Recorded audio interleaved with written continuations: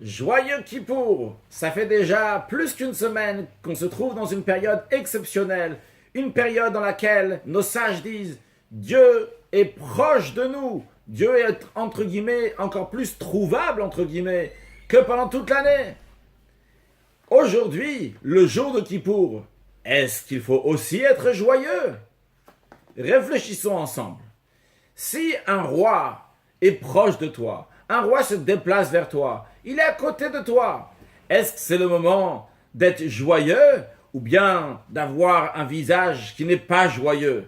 Évidemment que c'est un moment où il faut être joyeux, il faut être extrêmement content. A priori, on pourrait se demander comment est-ce compatible avec la teshuva, le repentir. On se repentit sur des mauvaises choses que nous avons faites.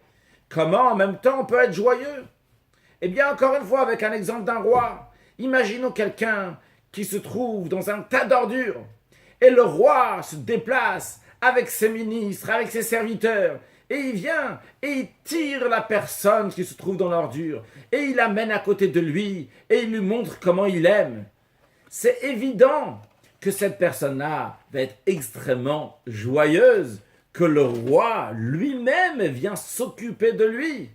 Eh bien, il en est de même aussi pour le jour de Kippour. Si quelqu'un, il a fauté, lui aussi doit être joyeux le jour de Kippour. Encore plus que ça.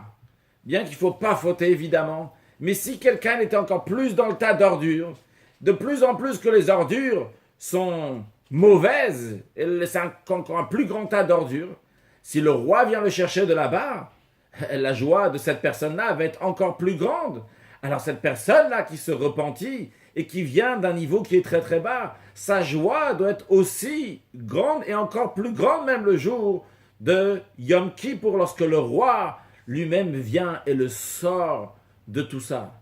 Imaginons quelqu'un qui a un tas de choses sur ses épaules, il n'arrive pas à s'en débarrasser et qu'on vient, on lui enlève tout ça. Le jour de Kippour, Dieu dévoile son amour envers le peuple juif. Et en conséquence de ça, Dieu nous enlève toutes les fautes. On peut être tranquille. Une fois, quelqu'un n'arrivait pas à dormir le soir. Il était tard. Et sa femme lui demande « Qu'est-ce qui t'arrive, mon mari? Pourquoi tu n'arrives pas à dormir si tard que ça ?» Il lui dit « Ma femme, demain matin à la première heure, j'ai rendez-vous avec le banquier. Et je dois lui donner 100 000 euros. Je n'ai pas un centime. J'arrive pas à dormir. » La femme lui dit « T'inquiète pas, je vais aller m'en occuper. » Comment sa femme peut s'en occuper? Elle n'a pas plus d'argent que lui. Elle va, elle prend le téléphone, elle appelle le banquier à minuit. Elle lui dit « Écoutez-moi bien. Mon mari n'a pas un centime pour vous à vous donner demain. Bonne nuit. » Elle repart chez son mari et lui dit « Tu peux aller dormir tranquillement. Maintenant, c'est le banquier qui ne peut pas dormir. » Alors, en ce qui nous concerne, lorsque ça arrive le jour de Kippour, on pouvait avoir avant un fardeau, quoi que ce soit. Mais lorsqu'arrive le jour de Kippour, Dieu, il nous enlève ce fardeau. Dieu nous enlève toutes nos fautes.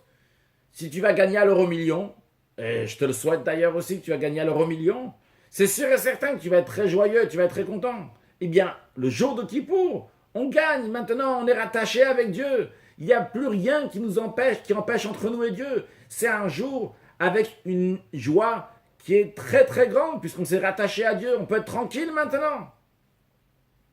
Un jour, le Baal Shem Tov, fondateur de la chassidoute, de la philosophie chassidique, est arrivé dans une ville, on lui a dit que le ministre officiant officie le jour de Kippour avec des chants qui sont joyeux. Le Baal Shem Tov a demandé au ministre officiant quelle est la signification de cette joie. Il lui a dit, Baal Shem Tov, Rabbi, imaginez-vous que vous êtes une simple personne et le roi se tourne vers vous et vient, tu dis, s'il te plaît, toi, viens nettoyer mon palais. Et il te donne un endroit très sale dans le palais à nettoyer. Mais tu seras tellement joyeux que le roi s'est tourné vers toi personnellement. Tu vas être très joyeux. Eh bien, la même chose aussi. Vrai, on est en train de demander pardon à Dieu, mais on le fait avec joie. D'ailleurs, à l'époque, le Baal Shem Tov était du côté Ashkenaz, mais chez les séfarades, déjà, je ne sais pas depuis quand ça a commencé, mais on chante, Chatanu lefanecha, toutes ces choses-là, on a fauté. On fait avec joie, teshuva, mais c'est fait avec joie, parce qu'on est content de pouvoir se rattacher à Dieu.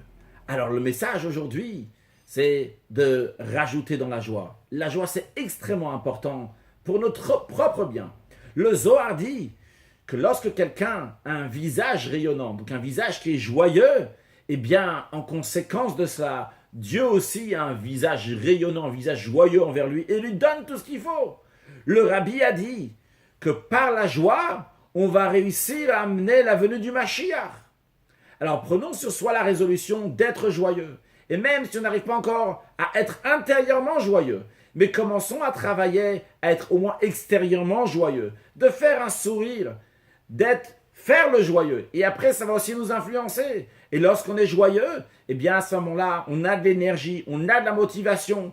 Et ça nous aide pour rajouter dans l'étude de la Torah, pour rajouter dans les actes de bonté et de bienfaisance, pour être indulgent avec les autres, pour être plus ouvert avec les autres.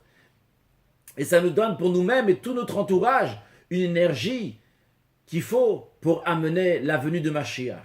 Que Dieu bénisse chacun, chacune de nous, qu'on va être scellés dans le livre de la vie, avec une excellente santé, dans le livre de la joie, dans le livre du bonheur, dans le livre de la prospérité, dans le livre pour avoir des enfants et des petits-enfants qui vont aller dans le droit chemin. Et l'essentiel de tout, va tous être écrits et scellés pour recevoir la venue de Mashiach très prochainement. Et que déjà avant le son du chauffard de la fin de Kippour, on pourra avoir le son du grand chauffard de Mashiach now, et donc un joyeux Kippour.